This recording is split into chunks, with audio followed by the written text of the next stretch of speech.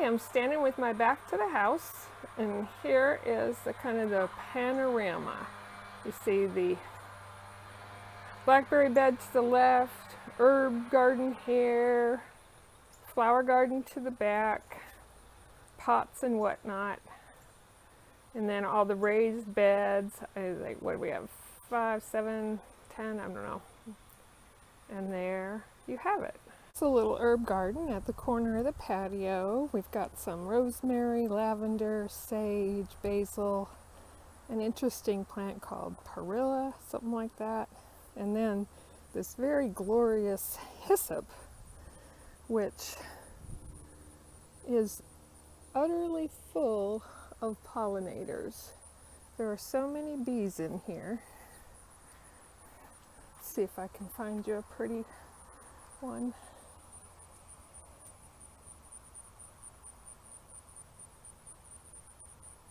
Here are a couple more compost bins and a little butterfly milkweed here and some mums. And then we go over to, needs a lot of weeding and some mulching, but this is our blackberry bed. We've been getting some really, really good blackberries. We go on back here to these big trees. They will be big trees. They're going to grow like 30 to 40 feet tall, and they'll just kind of give us a nice privacy feel.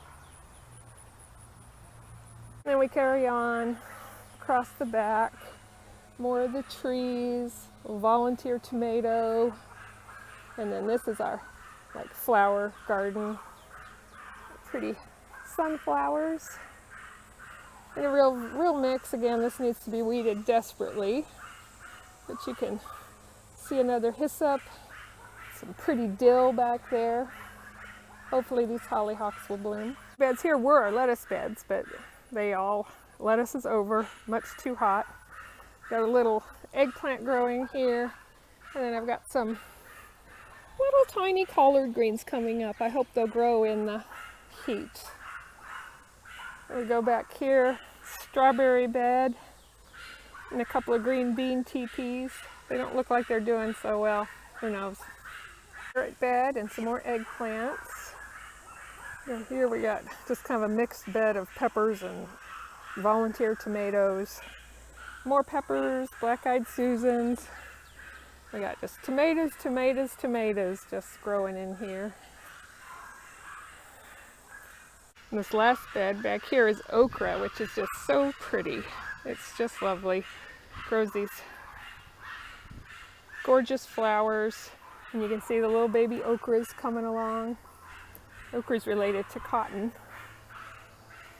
Next to it, we've got cucumbers, and then the squash bed for zucchini, and these very lovely little butternuts. Tomatillos here, these are gorgeous. They grow in these little paper lantern-y looking things, and they make that really yummy green salsa. And then this is a champion tomato plant. It is like 10 feet tall. And you can see all those gorgeous cherry tomatoes. And across the back of the house is just this, just a little perennial garden. We haven't worked with it at all. It needs weeding, but just a few pretty marigolds at the end. And then we walk over, and this is a really cool plant. It's called the ground cherry. It's related to the tomatoes and tomatillos and grows a little teeny fruit inside of these little lantern-y things. Bird bath, this is a really nice thing to do, to put a few rocks in there. It gives something for the pollinators to stand on. The little butterflies and bees and stuff can stand on something while they get a drink. Front of the house, have a couple of flower beds out front, and just a mixed garden here. Still working on getting it really full and lush. I got some of the butterfly milkweed and various butterfly plants and some herbs. And here's our newest project, is this irrigation system that we have in all the beds, and it runs all the way down both sides of the driveway. We just go down the side of the driveway, various plants, experiments.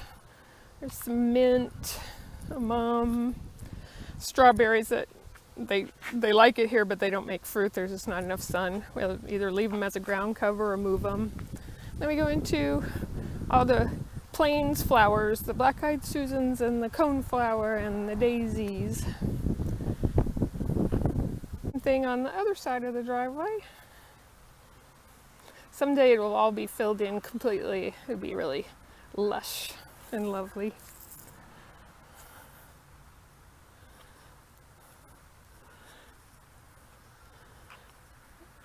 And that's the tour.